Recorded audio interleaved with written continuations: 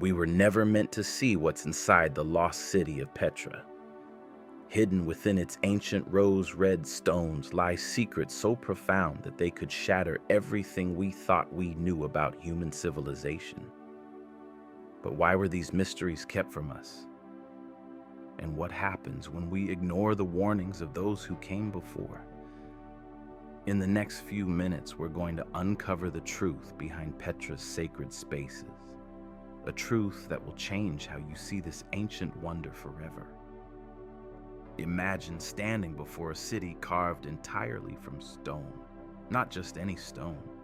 Rose-red cliffs that glow like embers at sunset, towering hundreds of feet into the sky.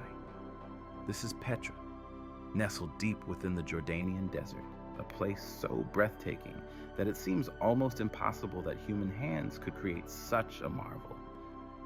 For over 2,000 years, this city has captivated explorers, archaeologists, and dreamers from around the world. The first time most people see Petra, they are rendered speechless. The sheer scale of it is overwhelming. Massive facades rise from the earth like the faces of sleeping giants, their intricate carvings catching the light in ways that seem almost alive. The treasury, with its ornate columns and delicate reliefs, stands as one of the most iconic structures ever built by human civilization. The monastery, perched high on a mountainside, commands a view that stretches across the desert for miles. Every corner of Petra tells a story of ambition, artistry, and architectural brilliance.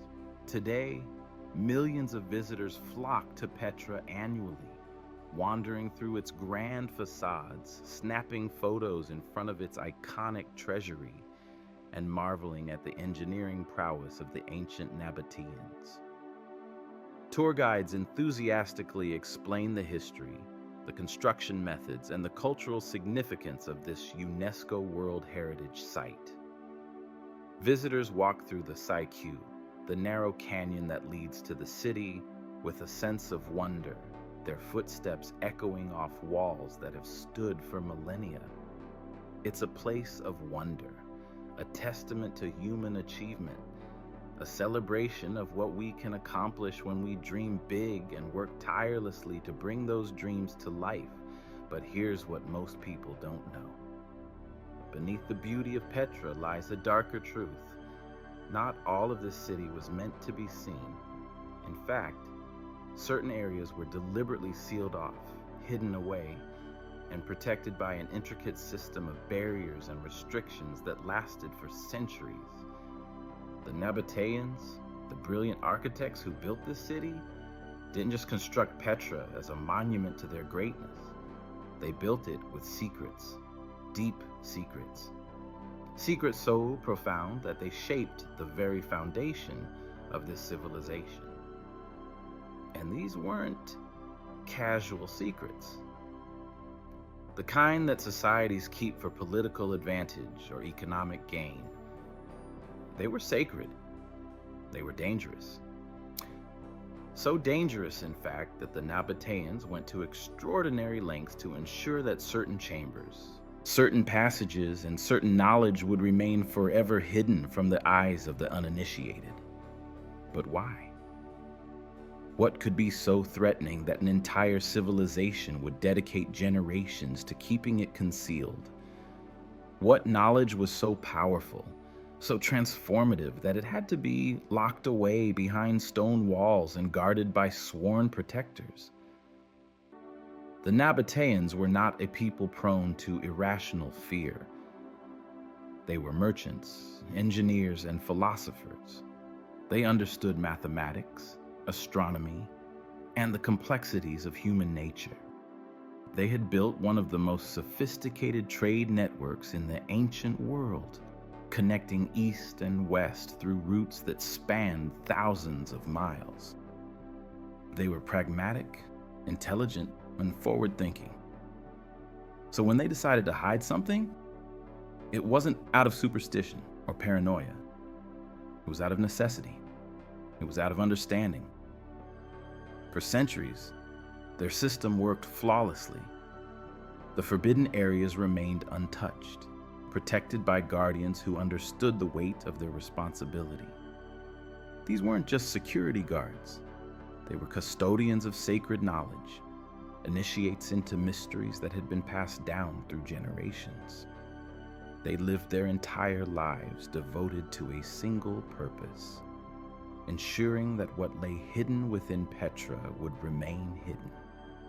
They trained their successors, performed their rituals, and maintained their vigil with unwavering dedication.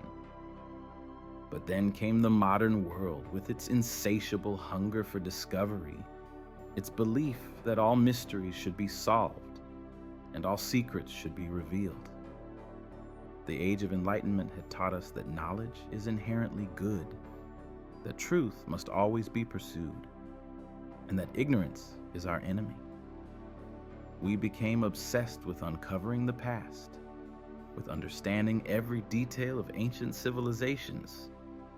And Petra, with its mysteries and its hidden chambers, became an irresistible target for this hunger. In the 19th and 20th centuries, archaeologists descended upon Petra with their tools and their ambitions. They brought their scientific methods, their excavation techniques, and their unwavering belief that they were doing the world a service. Each discovery felt like a triumph of human knowledge. But what they didn't realize was that they weren't just uncovering history. They were violating something sacred. They were crossing a line that should never have been crossed. And the consequences of that violation would echo through time in ways no one could have predicted. The Nabateans understood something fundamental about power, about knowledge, and about the delicate balance between revelation and protection. They knew that some doors, once open, can never be closed again. They understood that certain knowledge, when exposed to the uninitiated, can cause irreparable damage, not just to the place where it's hidden, but to the very fabric of human consciousness itself. They built Petra as a testament to that understanding, creating not just a city, but a sanctuary. A sanctuary that was designed to protect us from something we were never meant to discover. But the real question is, what exactly were the Nabateans protecting? And why did they go to such extreme lengths to keep it hidden? What lies in those sealed chambers? What knowledge was so dangerous that an entire civilization would dedicate itself to keeping it secret? And most importantly, what happens now that we've begun to uncover what was meant to remain hidden? The answer lies in the next chapter, where we'll meet the true guardians of Petra's darkest secrets, the ones who have been desperately trying to warn us all along. Every great mystery has its keepers. Throughout history, there have always been individuals, sometimes small groups, sometimes entire orders, dedicated to protecting knowledge that the world was not ready to receive. They are the silent custodians of truth, the unsung heroes who stand between civilization and chaos, between enlightenment and catastrophe. In Petra, these guardians existed for thousands of years, and their story is one of sacrifice, dedication, and an unwavering commitment to a purpose that transcended their own lives. The guardians of Petra were not appointed by any government or religious institution in the traditional sense. Rather, they were chosen. Selected through a process so ancient and so secretive that even today, we can only speculate about how it worked. What we do know is that these individuals underwent rigorous training, swearing oaths that bound them not just in life, but in the afterlife itself. They were taught sacred rituals, given access to forbidden knowledge, and entrusted with the responsibility of maintaining the seals that protected Petra's most dangerous secrets. The selection process itself was legendary among those who understood it. Candidates were identified from childhood, often through a combination of bloodline inheritance, and demonstrated aptitude. The Guardians believed that certain families carried within their DNA a predisposition toward understanding the deeper mysteries. But bloodline alone was not enough. A child had to show signs of exceptional intelligence, unwavering moral conviction, and most importantly, an almost supernatural ability to keep secrets. They had to demonstrate that they could withstand torture, resist temptation, and remain silent even in the face of death. Once selected, the training began in earnest. Young initiates were taken to hidden locations within and around Petra, places that most visitors would never see. They were taught meditation techniques that allowed them to access deeper levels of consciousness. They were given texts written in ancient scripts, some of which had been created specifically for the Guardian tradition and existed nowhere else in the world. They learned the history of Petra not as a tourist attraction, but as a living organism with its own consciousness, its own needs, and its own protective mechanisms. These Guardians came from all walks of life. Some were priests, versed in the spiritual practices of the Nabatean people, trained in rituals that dated back centuries before even the Nabateans themselves. Others were engineers and architects, understanding the intricate mechanisms that kept certain chambers sealed and inaccessible. They learned the secrets of hydraulic engineering, of stone manipulation, of creating spaces that seemed to exist in multiple dimensions simultaneously. Still others were warriors, trained in combat and strategy, prepared to defend the city against anyone who might attempt to breach its inner sanctums. There were also scholars and linguists, individuals who could read and write in dozens of ancient languages, tasked with preserving texts in formats that could survive millennia. But regardless of their background, they all shared one thing: an absolute understanding that their duty was more important than their own comfort, their own desires, or even their own lives. The Guardians developed an elaborate system of protection that went far beyond simple locks and barriers. They created what might be called a spiritual architecture, a framework of rituals, symbols, and psychological conditioning that made even the thought of violating Petra's forbidden spaces feel inherently wrong to those who had been initiated into the tradition. They understood human nature in ways that modern psychology is only now beginning to comprehend. They knew that the most effective barriers were not physical, but mental and spiritual. This spiritual architecture was remarkably sophisticated. It involved the use of specific sounds, frequencies that, when chanted or played in certain chambers, seemed to induce altered states of consciousness. It incorporated visual symbols that had been proven to trigger deep psychological responses in those who understood their meaning. It utilized scent and taste, with certain herbs and compounds used in rituals to create lasting impressions in the neural pathways of initiates. The Guardians understood, centuries before neuroscience confirmed it, that the human brain could be trained to respond to specific stimuli in predictable ways. One of the most fascinating aspects of the Guardian system was how they maintained secrecy across generations. In a world without modern communication, without written records that could be easily discovered, they developed oral traditions of extraordinary complexity.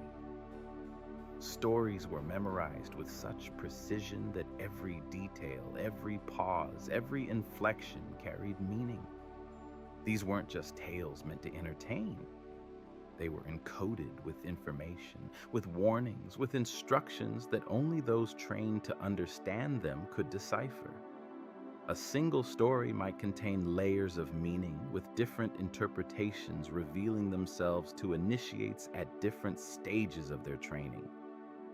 The Guardians created what scholars might call a mnemonic palace, a mental construct that allowed them to store vast amounts of information in organized hierarchical structures. Each chamber of Petra became a location in this mental palace, with specific pieces of knowledge associated with specific architectural features. A guardian could walk through the city and, through the act of observation, access centuries of accumulated wisdom. This system was so effective that it allowed the guardians to preserve knowledge without relying on written records that could be discovered and decoded. But perhaps most intriguingly, the guardians left behind clues. Not obvious ones. They were far too clever for that. Rather, they embedded messages within the very architecture of Petra itself. Certain carvings, certain proportions, certain alignments with celestial bodies, all served as markers for those who knew how to read them. The treasury's facade wasn't just beautiful, it was a mathematical treatise written in stone. The monastery's proportions encoded astronomical knowledge. The positioning of tombs corresponded to star charts. It was a system of communication that could survive millennia, that could speak to future generations, even if the oral tradition was broken. These architectural messages were so subtle that they could exist in plain sight for thousands of years without being recognized. A casual visitor might admire the beauty of a carving without realizing that the spacing of the lines, the angle of the shadows, and the proportions of the figures all carried specific meanings.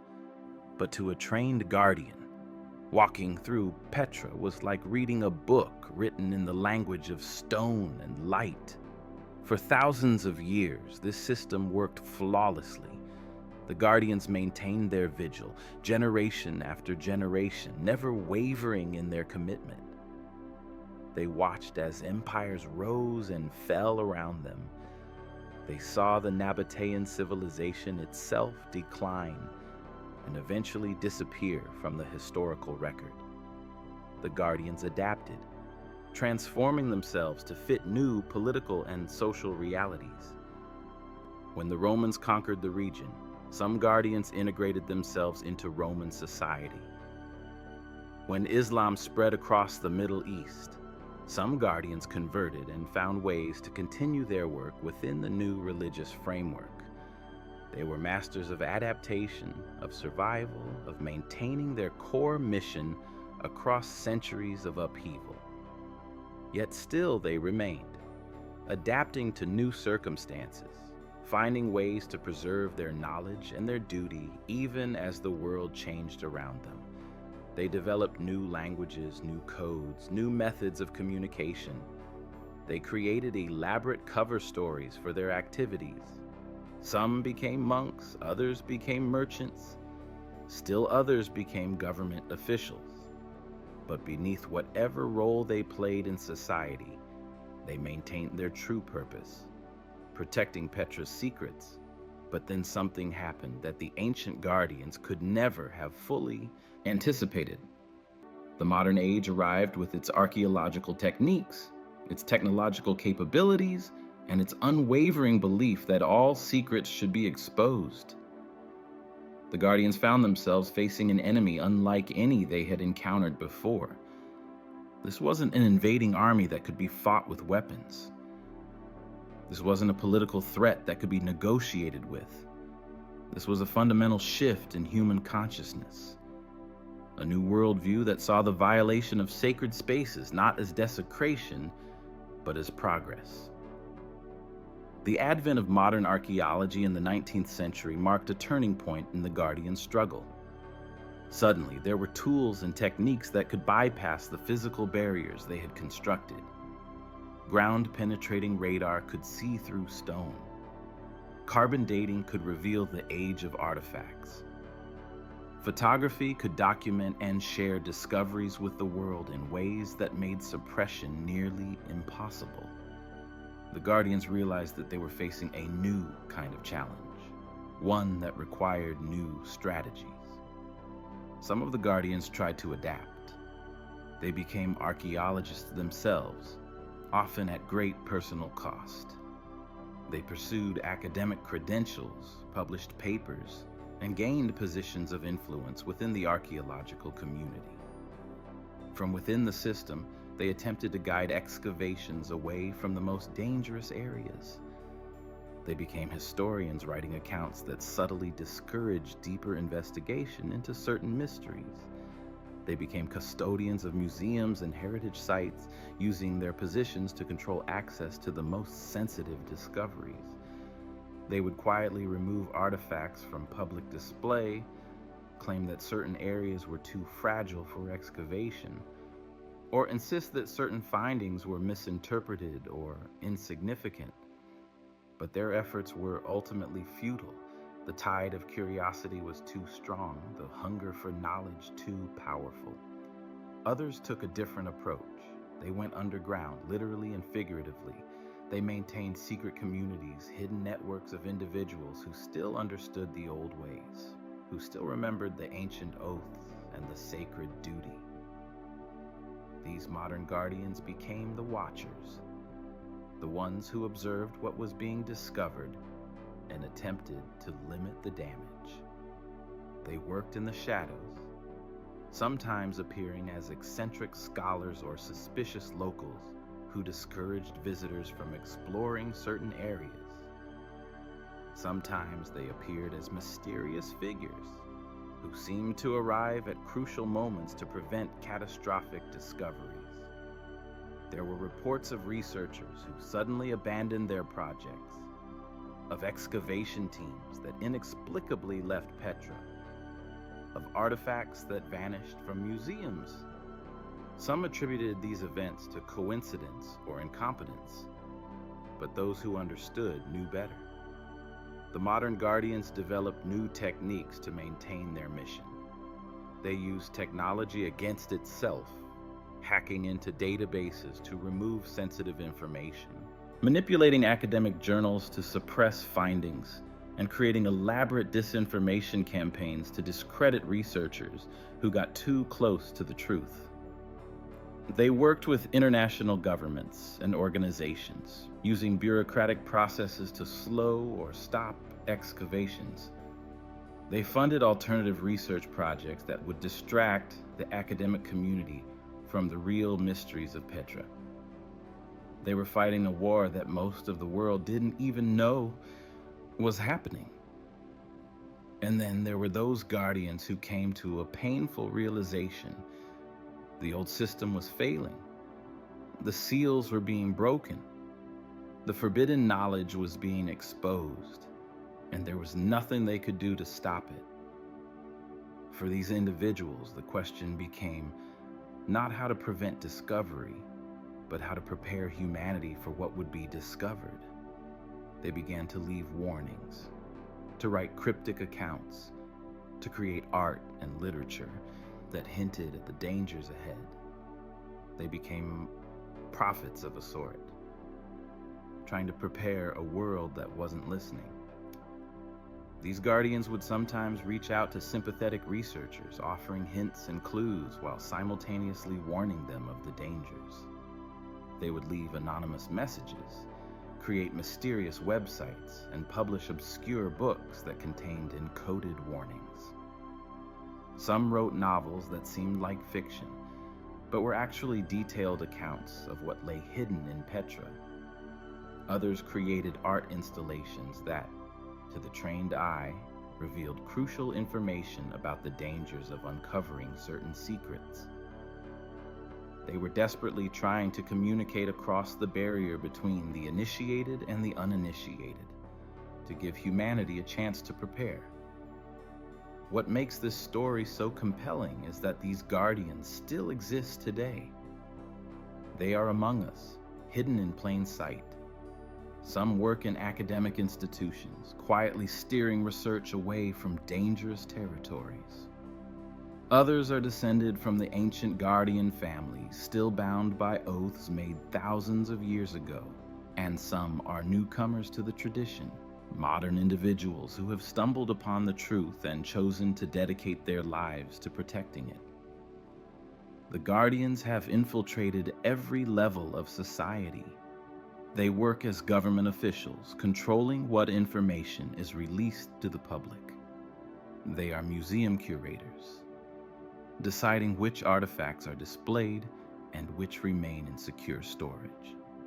They are journalists and media producers, shaping the narrative around Petra and controlling what stories reach the public consciousness.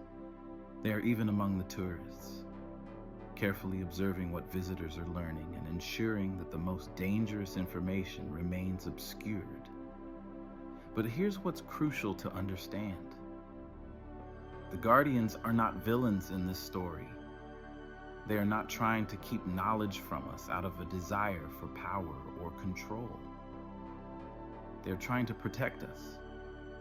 They have seen what happens when certain doors are opened, when certain knowledge is released into a world that isn't ready for it, and they have dedicated their lives to preventing that catastrophe. The Guardians possess knowledge that would fundamentally reshape human civilization. They understand things about consciousness, about reality itself, about our place in the cosmos that would require a complete reimagining of human history and purpose.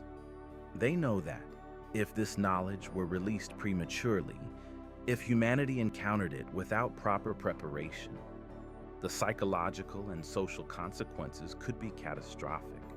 Mass hysteria, the collapse of belief systems, the breakdown of social order. These are the dangers they fear. Yet even as they work to contain the damage, they know that the battle is being lost. The forbidden chambers are being opened. The ancient texts are being translated. The secrets that were meant to stay hidden are being revealed. Satellite imagery reveals structures that shouldn't exist. Newly discovered texts hint at knowledge that contradicts everything we thought we knew about ancient civilizations. Archaeological finds suggest that Petra was built with purposes far beyond what official history acknowledges. With each revelation, the Guardians grow more desperate, more determined to at least ensure that humanity understands the gravity of what it's discovering. Some Guardians have begun to accept that the old way of absolute secrecy is no longer possible. They are shifting their strategy from prevention to management. Rather than trying to hide the truth completely, they are attempting to control the pace at which it's revealed. They want to ensure that discoveries are made gradually, with proper context and preparation, rather than in sudden, shocking revelations. They work to ensure that those who discover the truth are people of integrity and wisdom, not those who would exploit it for power or profit. The Guardians have also begun to prepare for what comes next. They are creating new networks, new systems of protection that will function in a world where the secrets can no longer be kept. They are training new initiates at an accelerated pace, knowing that the burden of knowledge will soon fall upon many more shoulders than ever before. They are writing detailed accounts, creating backup systems, and ensuring that even if the worst happens, humanity will at least have guidance from those who understand the implications of what has been hidden. The question is, will we listen to their warnings before it's too late? Will we understand that some knowledge comes with a price, that some doors, once opened, change us forever? Will we have the wisdom to approach Petra's deepest secrets with the reverence and caution they deserve? The answer to that question lies in the next chapter, where we'll finally begin to understand what exactly it is that Petra has been protecting all these years, and what the Guardians have been so desperately trying to keep hidden from us. We have arrived at the moment of truth. After thousands of years of protection, after countless generations of Guardians sacrificed their lives to maintain the seals, We now stand at the threshold of understanding what Petra has been hiding. But before we proceed, it's important to understand that what lies ahead is not merely historical information or archaeological data. What we're about to discuss is knowledge that has the power to fundamentally reshape our understanding of human civilization, our relationship with the universe, and the very nature of consciousness itself. The Guardians didn't protect these secrets out of malice or a desire to control humanity. They protected them because they understood something crucial. Certain knowledge, when released into a world that isn't ready for it, can cause irreparable damage. It's not that the knowledge itself is inherently dangerous. It's that human beings in their current state of psychological and spiritual development may not be equipped to handle it responsibly. The forbidden knowledge of Petra can be organized into several interconnected categories, each more profound and more dangerous than the last. The first category concerns the true history of human civilization. What we believe we know about how humanity developed, how we built our first cities, how we learned to organize ourselves into complex societies. All of this is incomplete.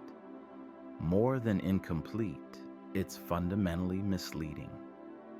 The historical record we've been taught is based on the assumption that human civilization developed gradually, that we progressed from primitive hunter-gatherers to settled agricultural communities, and eventually to the complex civilizations we see in the archaeological record.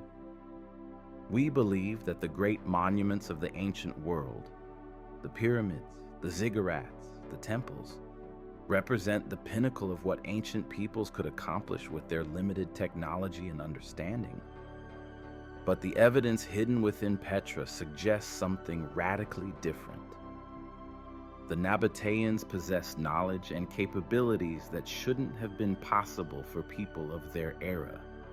Their engineering was too sophisticated, their understanding of mathematics and astronomy too advanced, their ability to manipulate stone too precise, and more troubling still, the records they left behind, the ones the Guardians have been protecting, suggest that the Nabateans themselves inherited this knowledge from an even older civilization.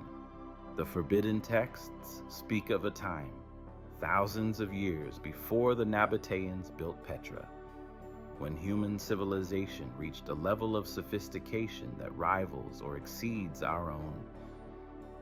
This civilization possessed technology that we would recognize as advanced. They had systems of communication that allowed them to transmit information across vast distances. They had tools that could manipulate matter at scales we're only now beginning to understand. They had achieved a level of scientific and technological development that we associate with the modern era. But this civilization didn't continue. It fell. The records are unclear about exactly what happened, but the Guardians have pieced together enough to understand that this ancient civilization encountered something that fundamentally changed the course of human history.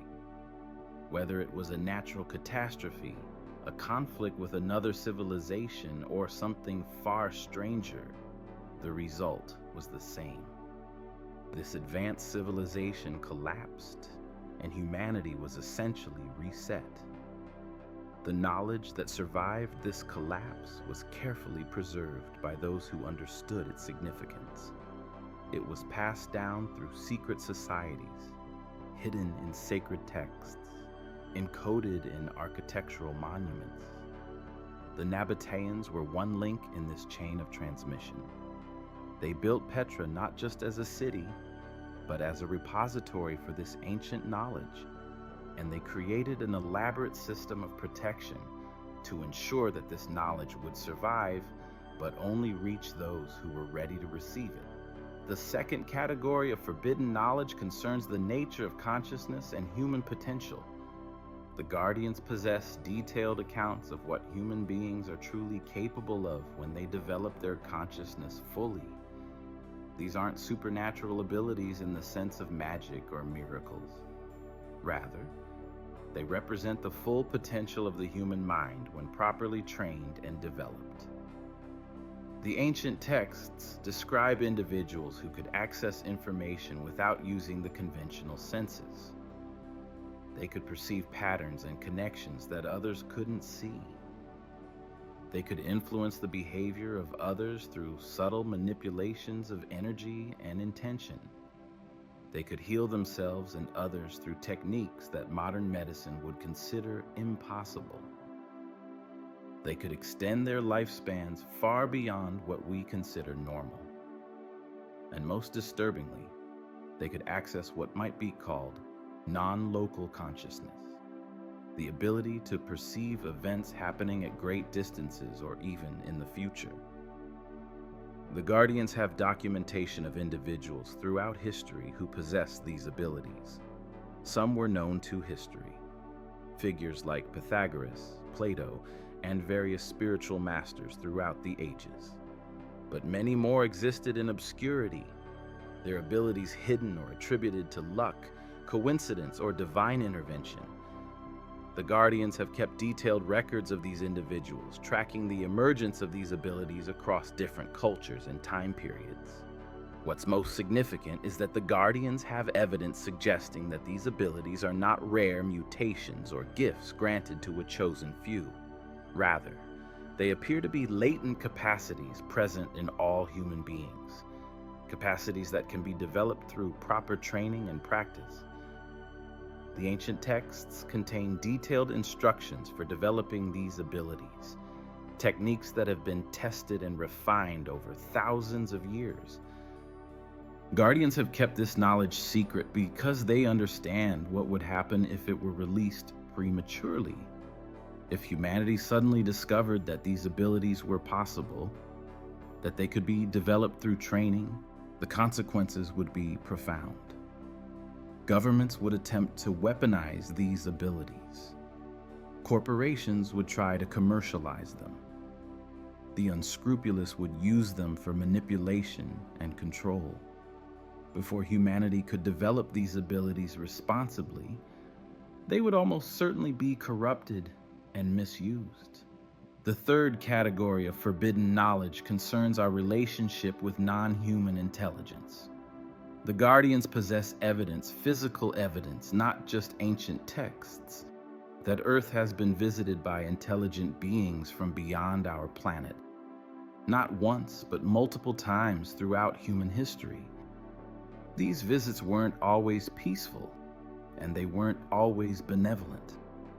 The ancient texts describe encounters between early human civilizations and beings that possessed knowledge and technology far beyond what humans could comprehend.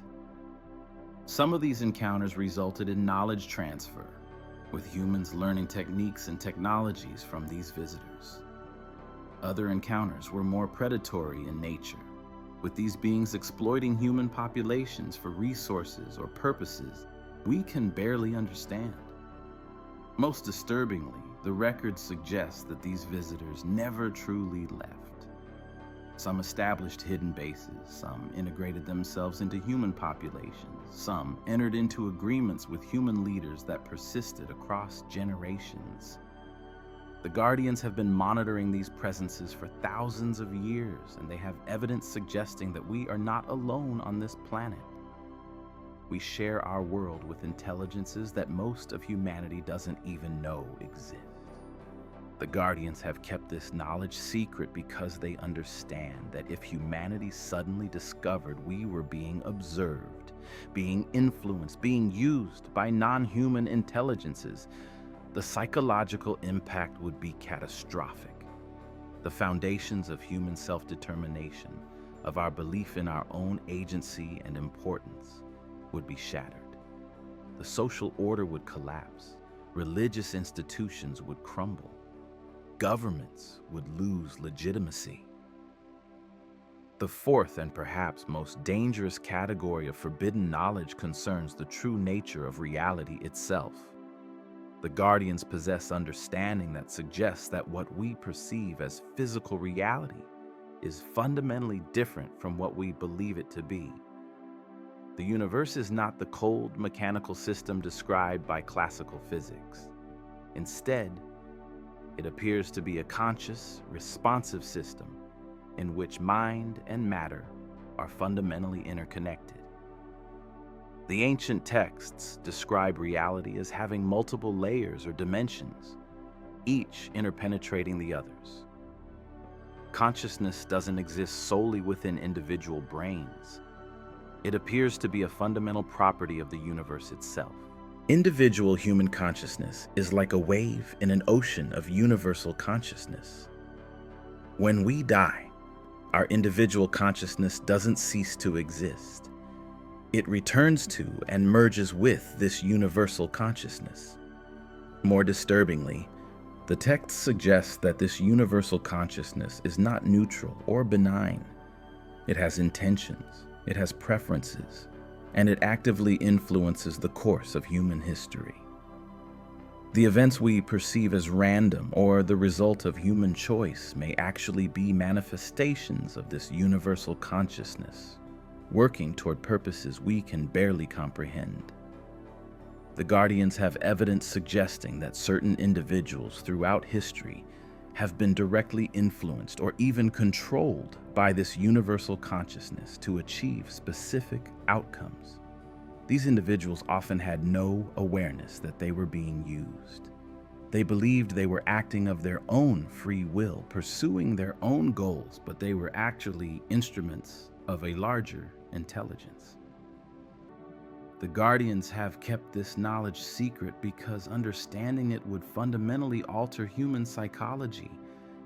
If we truly understood that our sense of free will might be an illusion, that we might be instruments of a larger consciousness, that our individual existence is temporary and ultimately insignificant, the psychological impact would be profound. Suicide rates would likely increase. Motivation would decrease. The human drive to create, to build, to improve ourselves and our world would be undermined. But there's another reason the Guardians have kept this knowledge secret, and it's perhaps the most important one. They don't fully understand it themselves. The texts are fragmentary, contradictory, and in some cases they seem to describe events or phenomena that are impossible according to everything we know about physics and reality. The Guardians have spent thousands of years trying to piece together a coherent understanding, but they have only succeeded in creating more questions. What they have discovered is that reality is far stranger, far more complex, and far more wonderful than we have imagined. The universe is not a dead mechanism wound up at the beginning of time and left to run down. It is alive, conscious, and purposeful, and human beings are not insignificant specks in an uncaring cosmos. We are integral parts of this vast conscious universe, and our thoughts, our choices, and our actions have consequences that ripple through dimensions we can barely perceive. The forbidden knowledge of Petra is ultimately a knowledge about potential, human potential, civilization potential, and the potential of consciousness itself.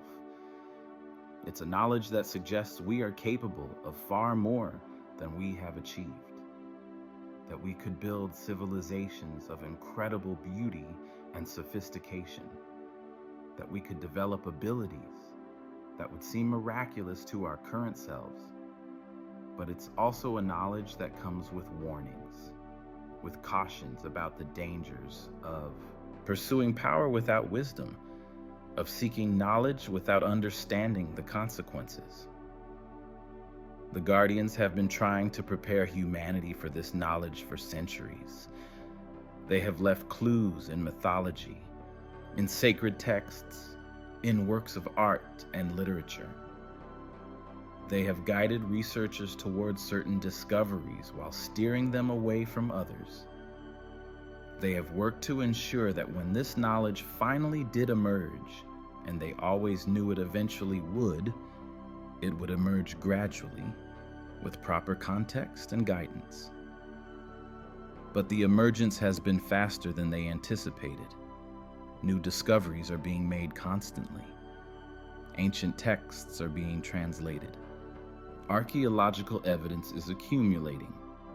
The forbidden knowledge is beginning to leak out into the wider world, and the Guardians are scrambling to manage the revelation.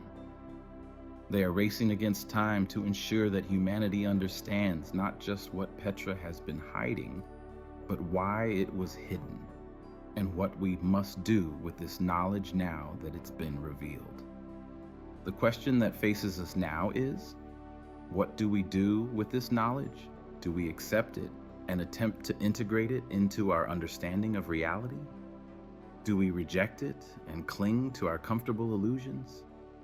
Do we try to suppress it, as the Guardians have done for thousands of years? Or do we embrace it fully, accepting both the wonder and the terror that comes with understanding the true nature of our existence? The answer to that question will determine the future of human civilization, and the Guardians are watching, waiting to see if we have the wisdom to handle the truth. In the next chapter, we'll explore the evidence that has been discovered, the artifacts that have been found, and the implications of what Petra has been protecting all these years. Throughout history, there have been moments when the veil of secrecy begins to tear. These are the moments when evidence becomes too substantial to ignore, when artifacts surface despite the best efforts of the Guardians, when researchers stumble upon truths that were meant to remain hidden. Petra has experienced many such moments, each one bringing us closer to a complete understanding of what has been concealed within its rose-red walls. The first significant breach in the Guardians' wall of secrecy occurred in the early 19th century, when Swiss explorer Johann Ludwig Burckhardt rediscovered Petra after centuries of obscurity. What the Guardians hadn't anticipated was that modern archaeological methods would eventually allow us to see things that had been deliberately hidden. Burckhardt's initial exploration was relatively superficial, but it opened the door to a flood of subsequent investigations that would gradually uncover more and more of Petra's secrets. In the years that followed Burckhardt's discovery, archaeologists began to notice anomalies. The treasury, the most iconic structure at Petra, possessed proportions and alignments that seemed too precise to be coincidental. When measured carefully, its dimensions corresponded to mathematical ratios that wouldn't be discovered by Western science for centuries. The spacing of its columns, the angles of its carved decorations, the height of its various sections, all of these measurements seemed to encode information about astronomical phenomena and mathematical constants. But the Guardians had anticipated this. They had expected that eventually modern science would develop tools capable of analyzing Petra's architecture in ways that would reveal its hidden messages. What they hadn't anticipated was how quickly technology would advance, or how many independent researchers would be able to access this information simultaneously. In the age of the internet, secrets become exponentially harder to maintain. One of the most significant pieces of evidence emerged in the 1990s when satellite imagery became publicly available. Researchers using these images noticed something remarkable. Petra's layout, when viewed from above, corresponded to a star map. The major structures, the treasury, the monastery, the various tombs and temples, were positioned in patterns that matched constellations visible in the night sky. Moreover, these weren't random constellations. They corresponded to stars that would have been visible from Petra at a specific time in the distant past, a time that predated the Nabateans by thousands of years. This discovery suggested something that the Guardians had been protecting. Petra was built according to a plan that was far older than the Nabatean civilization itself. The Nabateans hadn't invented this design, they had inherited it, recreated it, and preserved it. They were maintaining a tradition that stretched back into the mists of prehistory. Around the same time, researchers began to discover unusual artifacts within Petra's various chambers. These weren't items that fit neatly into the standard archaeological narrative of Nabatean culture. There were objects that appeared to be made from materials that shouldn't have been available to ancient peoples. There were tools that seemed too sophisticated for their supposed era. There were texts written in scripts that predated the Nabatean alphabet by centuries, yet were found in sealed chambers that couldn't have been opened without destroying them. The Guardians attempted to suppress these discoveries through various means. Some artifacts were confiscated and placed in secure storage. Some research papers were rejected by peer-reviewed journals through the influence of sympathetic editors. Some researchers experienced sudden funding cuts or loss of academic positions. But despite these efforts, word began to spread. The internet allowed researchers to share findings with each other directly, bypassing traditional gatekeepers. Online forums and alternative media outlets published information that mainstream academia was reluctant to acknowledge. One of the most compelling pieces of evidence came from an unexpected source: the water systems of Petra.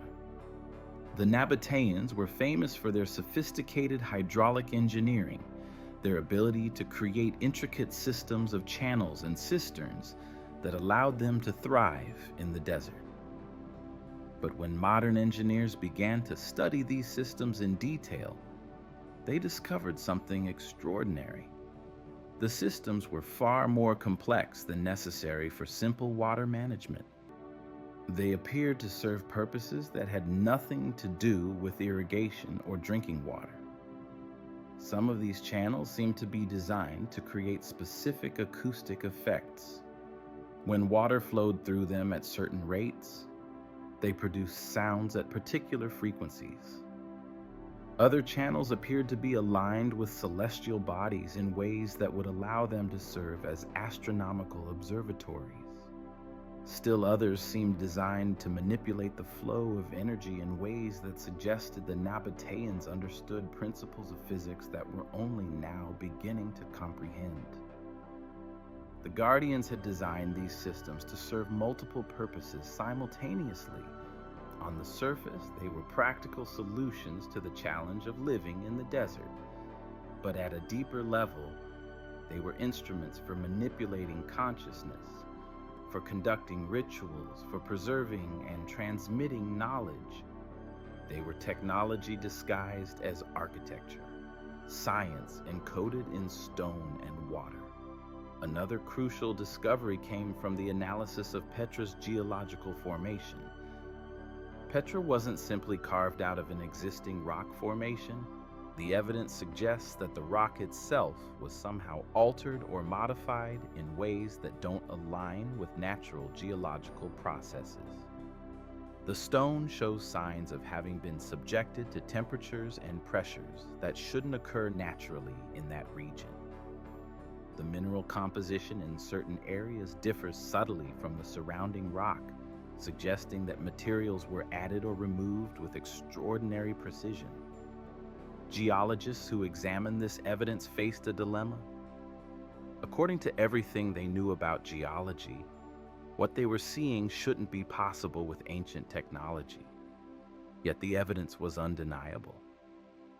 Either the Nabateans, or whoever actually built Petra, possessed technology far beyond what we believe was possible in the ancient world, or the geological evidence was being misinterpreted.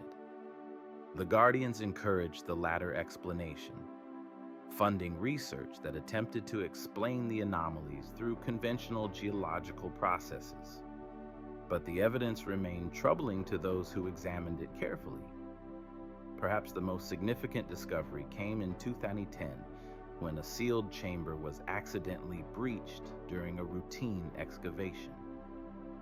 Inside this chamber, researchers found a collection of texts and artifacts that had been deliberately preserved. The texts were written in multiple languages and scripts, some of which were unknown to modern scholars. The artifacts included objects that defied conventional explanation, devices that appeared to be mechanical in nature, with moving parts and complex internal structures, materials that seemed to possess properties unlike anything in the natural world, and most intriguingly, what appeared to be detailed star charts and mathematical diagrams.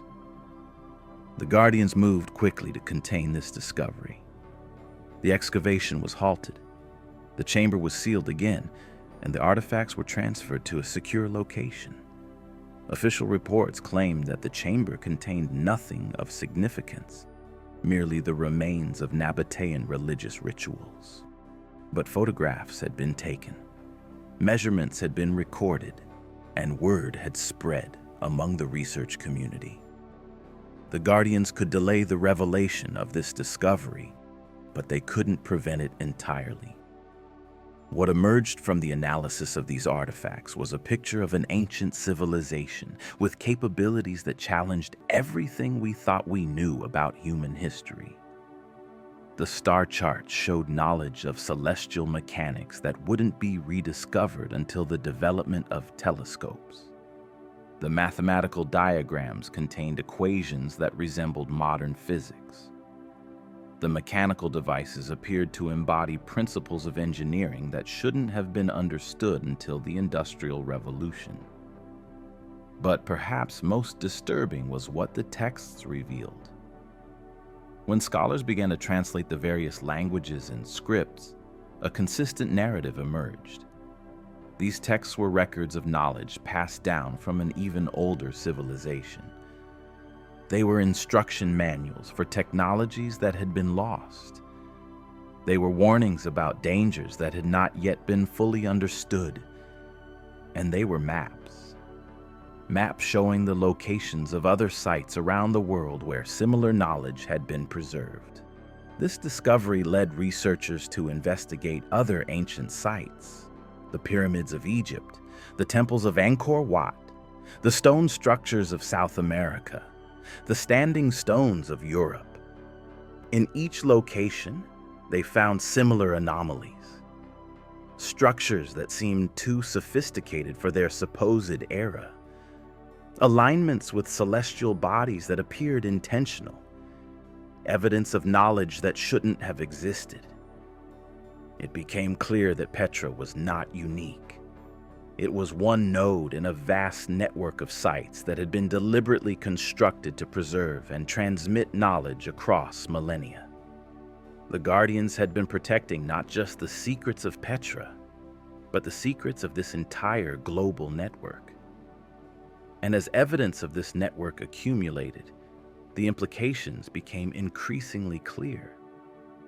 Human civilization had not developed along the linear path we had been taught. There had been peaks and valleys, advances and collapses, and there appeared to be an intentional effort, spanning thousands of years and involving multiple civilizations, to preserve certain crucial knowledge through the ages. As this evidence accumulated, the Guardians found themselves facing an unprecedented challenge. They could no longer prevent the revelation of these secrets. The evidence was too widespread, the research too distributed, the public awareness too great. Instead, they shifted their strategy. They began to work with sympathetic researchers, attempting to shape the narrative around these discoveries. They funded alternative explanations. They promoted researchers who approached the evidence cautiously. They worked to ensure that the revelation of these secrets would happen gradually, with proper context and interpretation. But they also began to prepare for what comes next. They accelerated the training of new initiates. They created new networks of guardians who would be responsible for guiding humanity through the revelation of these secrets. They began to write detailed accounts, to create comprehensive records that would ensure that even if the old guardian networks broke down, the knowledge they had preserved would survive and be properly understood. What's remarkable about this period is that the guardians themselves seem to have undergone a transformation. For thousands of years, their mission was to keep secrets. Now their mission is shifting towards selective revelation, ensuring that humanity learns the truth, but in a way that allows us to process it, understand it, and integrate it into our worldview without experiencing catastrophic psychological or social damage. The evidence is now undeniable. Ancient civilizations possessed knowledge and capabilities that challenge our understanding of human history. There is a global network of sites that appears to have been deliberately constructed to preserve this knowledge. And there are forces, the Guardians and their allies, working behind the scenes to ensure that this knowledge is revealed responsibly. But the evidence raises more questions than it answers. Who built these sites? Where did their knowledge come from? Why was it so important to preserve it? And most crucially, what are we supposed to do with this knowledge now that we have it? The answers to these questions lie in the deepest secrets of Petra, secrets that are only now beginning to be revealed. In the next chapter, we'll explore the true purpose of Petra and the role it was designed to play in human civilization. We have now reached the moment of ultimate revelation. After examining the evidence, after tracing the network of ancient sites, after understanding the role of the Guardians and their centuries-long mission to preserve knowledge, we must finally confront the central question: what is Petra truly for? What purpose was so important that an entire civilization dedicated itself to building and protecting this city? What knowledge was so crucial that it needed to be preserved in stone, hidden within chambers, encoded in architecture and water systems, passed down through secret societies and hidden networks? The answer, when fully understood, is both more profound and more terrifying than most people could have imagined. Petra is not simply a repository of ancient knowledge.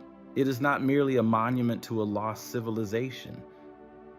Petra is a machine, a vast, complex, multidimensional machine designed to serve purposes that transcend our conventional understanding of technology and purpose. To understand what Petra truly is, we must first understand what it was built to do.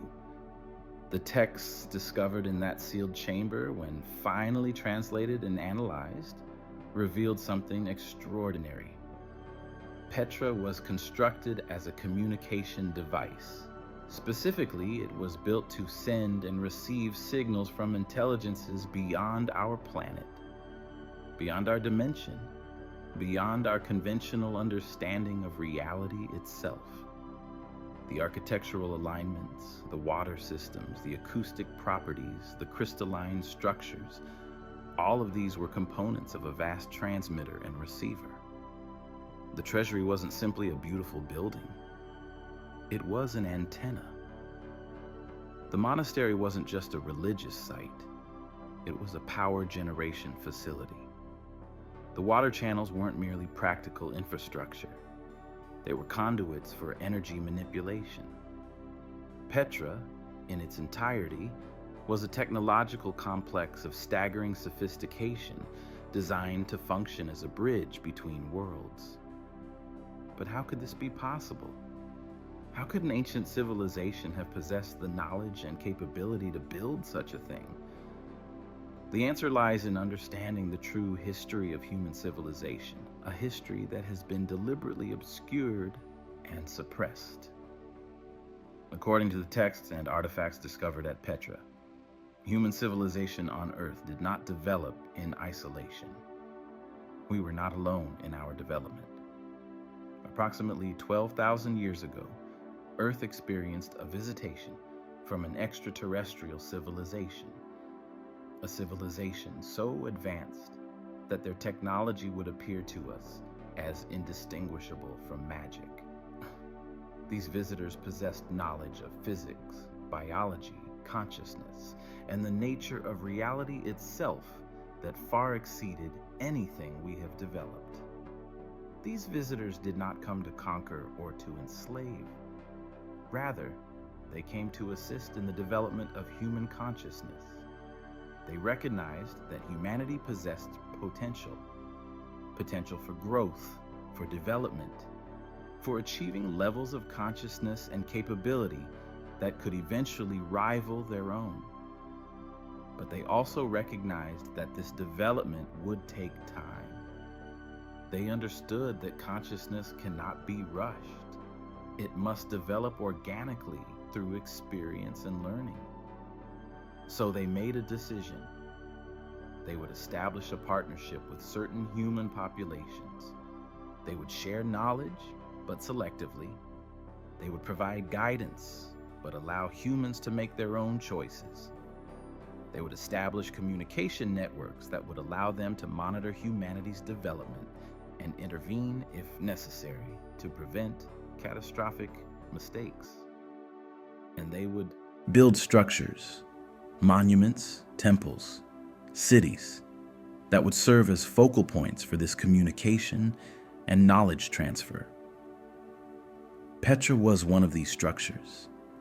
It was built according to specifications provided by these visitors, using techniques and materials that they supplied or taught humans to create. The Nabateans didn't build Petra. They maintained it, preserved it, and ensured that its true purpose was kept hidden until humanity was ready to understand. But Petra served another crucial purpose as well.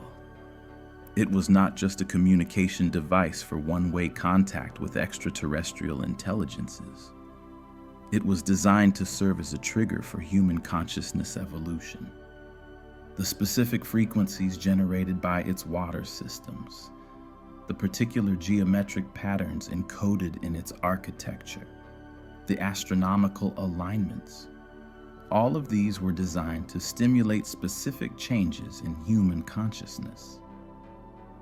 When humans visited Petra, when they walked through its chambers and stood before its magnificent facades, they were being exposed to subtle energetic patterns that activated latent capacities within their consciousness. The experience of being in Petra was, for those sensitive enough to perceive it, a profound initiatory experience. It awakened abilities that had been dormant. It opened channels of perception that had been closed. It connected individuals to the larger network of human consciousness that spans the globe. The Guardians understood this. This is why they were so protective of Petra, why they restricted access and controlled who could enter certain chambers.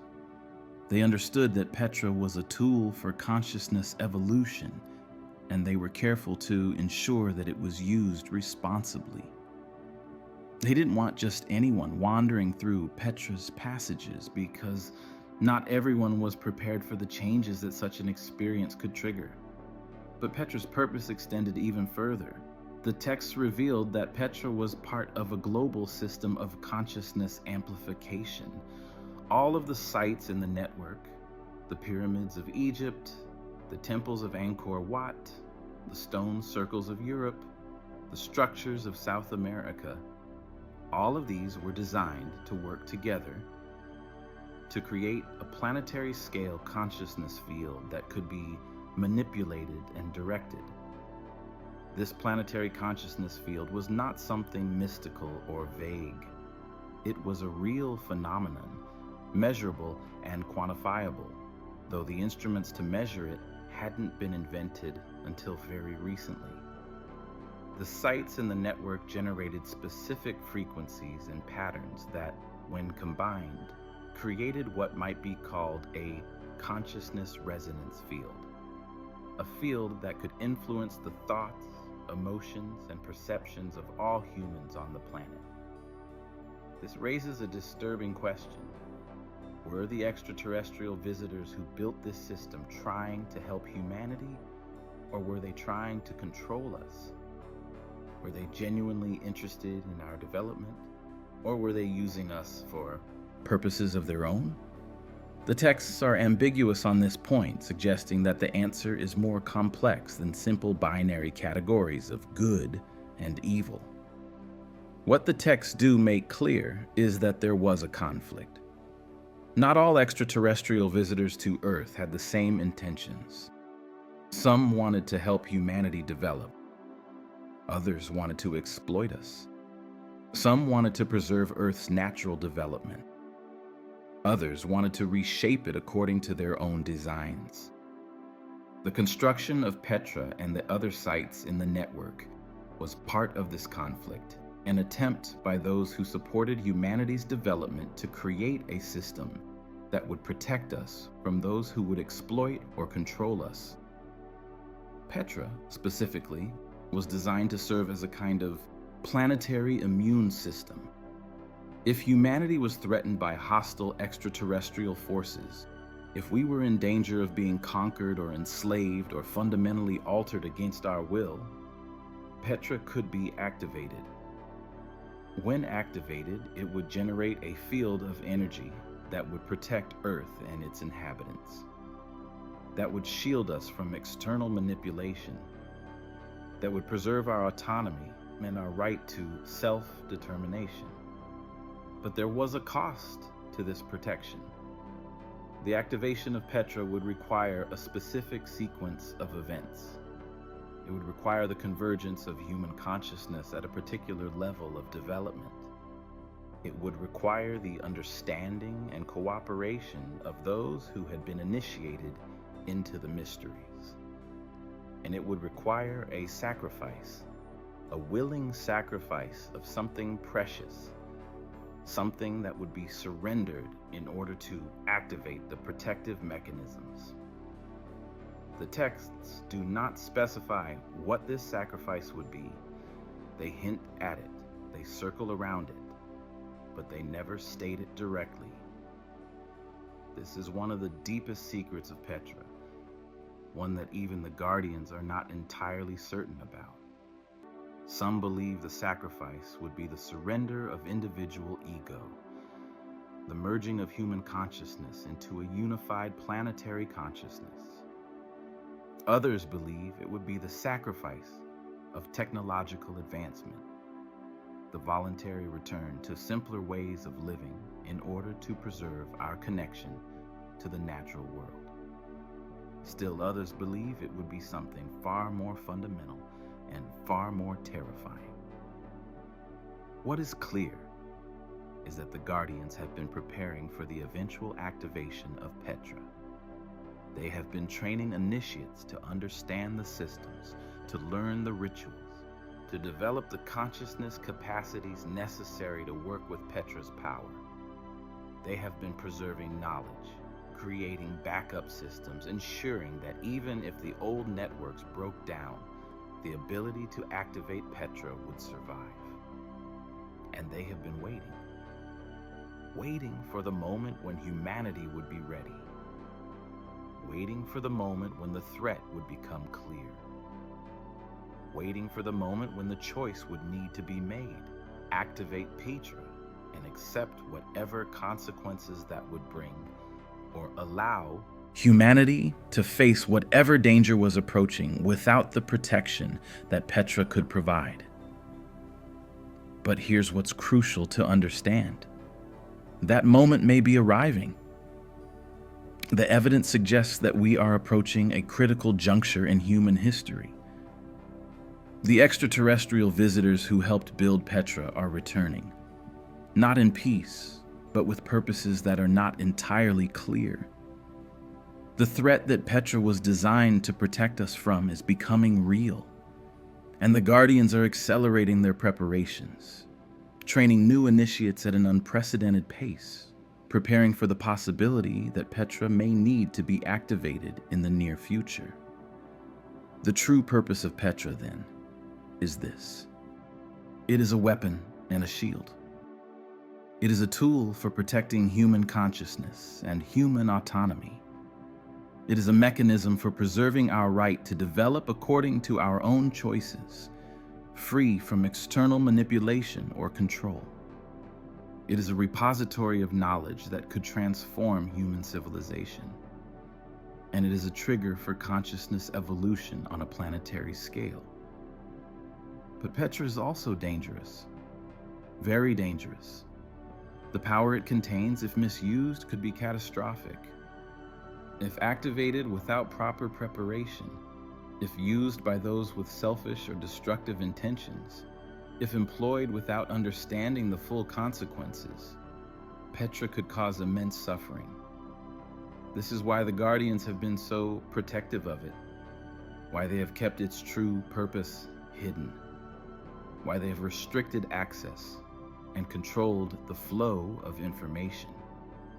And this is why the revelation of Petra's secrets is so significant. We are not simply learning about an ancient city or understanding a lost civilization. We are learning that we possess, here on Earth, a tool of extraordinary power. We are learning that we have choices to make, decisions that could affect not just human civilization, but the future of consciousness itself on this planet. We are learning that we are not helpless victims of larger forces, but active participants in a cosmic drama that has been unfolding for thousands of years. The Guardians are no longer trying to keep these secrets from us. They are trying to prepare us to understand them responsibly. They are trying to ensure that when the moment of choice arrives, and it will arrive, humanity will be ready. We will understand what Petra is. We will understand what it can do. We will understand the consequences of activation. And we will be able to make a conscious, informed choice about whether to activate it or not. But the clock is ticking. The visitors are returning. The threat is becoming more real. And the Guardians are running out of time to prepare us. In the next chapter, we will explore what is coming, what the Guardians have discovered about the future, and what we must do to prepare ourselves for the choices that lie ahead.